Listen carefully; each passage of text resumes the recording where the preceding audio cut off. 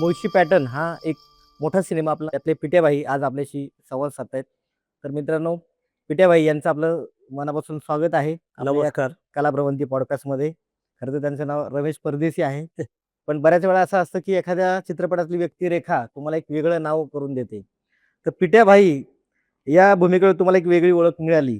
ही भूमिका करताना तुम्ही त्या पात्राची एक मानसिकता किंवा त्याची बॉडी लँग्वेज कशी डेव्हलप केली? नाही, नाही. काय आहे माहिती आहे का? मुळात प्रवीण विठ्ठल तरडे म्हणजे मुळशी पॅटर्न हा आहे. बरोबर. त्या सगळ्याची ताकद आहे ना, मला काही काम वेगळं करायला लागलं नाही. कारण जसं आपण समाजात ऑब्झर्व्ह करत असतो लोकं वेगळी, हो, हो. तसं आपण ऑब्झर्व्ह करायचो. ह्याला ही अशी वागतात, ती तशी.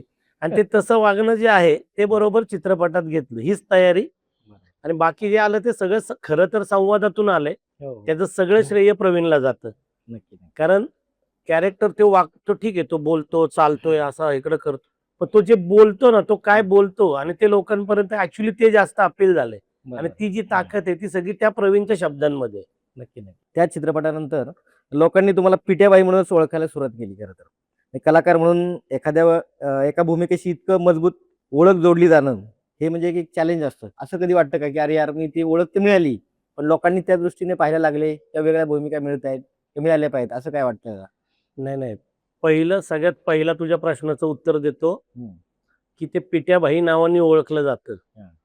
तर एक लक्षात ठेव, चित्रपट क्षेत्रात काम करणारा कुठलाही कलाकार बरोबर, हा आयुष्यभर ह्या एक गोष्टीसाठी झगडतो, बरोबर. की त्यांनी जे चित्रपटात कॅरेक्टर केलंय, हं. त्याच कॅरेक्टरच्या नावाने त्याला जनमानसात ओळखावं, म्हणजे त्याची ती ओळख व्हावी. हं. आणि कर्मधर्म संयोगाने मुळशी पॅटर्नच्या माध्यमातून ती ओळख आपल्याला मिळाली, बरोबर. की पिट्याभाई नावाने ओळखतात. आता ते कॅरेक्टरचं नाव आहे, हो, हो. बरोबर आहे. बरोबर. कॅरेक्टरच्या नावाने ओळखलं गेलं म्हणजे ते कॅरेक्टर लोकांना आवडले, तेवढा तो न्याय मिळाला. सिनेमा लोकांना आवडलेला आहे. बरोबर. आणि त्याच्यामुळं मग ते भारी वाटतंय, की आपल्याला कॅरेक्टरच्या नावाने ओळखलं जातं. कारण प्रत्येक तू बघ 25-25 वर्ष, 30-30 वर्ष ज्यांनी काम करतायत, माझे सहकलाकार आहेत, माझे कलाकार मित्र आहेत, खूप सारे आहेत. 100-100 चित्रपट केलेत. पण प्रत्येकाची इच्छा मनातनं तीच असते. आपल्याला हे बघ, रमेश परदेशी असं म्हणलेलं जास्त आहे. "अरे हां, तू काय नाव तुमचं? हां, हां. हां, तुम्हाला त्या ह्याच्यात बघितलंय मी नाही का, तुमचं काय नाव?" बरोबर. हां. ह्याच्यापेक्षा "अहो, तुम्ही ते पिट्या भाई आहे ना? बस. आयला आलंय भारी हां." ही ओळख जास्त भारी वाटते. नक्की, नक्की. कारण ती गोष्ट तुम्हाला अजरामर करून जाणारी असेल, ओम भूतकर असेल किंवा आपल्या तुमची भूमिका असेल. म्हणजे गावागावातल्या गोष्टी म्हणजे प्रवीणदादांनी लिखाणच आता ते ग्रामीण भागातले त्यांनी एवढं सगळं काम केलं. पण बऱ्याच वेळा काय होतं, की प्रवीणदादाचे कुठलेही सिनेमे म्हणजे आता देऊळ बंदपासून पहिल्यापासून हंबीरराव असेल किंवा इतर सगळे सिनेमात. मग तुम्ही त्याच्याबरोबर मी एकदम मजबूत म्हणजे खांद्याला खांदा लावून उभे असता. म्हणजे कलाकार म्हणून तर असतात, मित्र म्हणून असता आणि प्रोडक्शन मॅनेजमेंट जे पूर्ण मी पाहिलेलं आहे स्वतः. हो. आंबेरावच्या वेळेस सासवडला पाहिले, आता देऊळबंद 2 च्या वेळेस पाहिलेलं आहे. तर नक्की गोष्ट तुम्ही कधीपासून इन्व्हॉल्व असता त्यांच्यामध्ये? ही गोष्ट सुरू होण्यापासून तर प्रमोशनपर्यंत? हे बघ, सगळ्यात पहिलं तर मी इन्व्हॉल्व जन्मापासून आहे आम्ही एकमेकांबरोबर. बरोबर, जे हा प्रश्न विचारलाच हीच आलं डेंजर.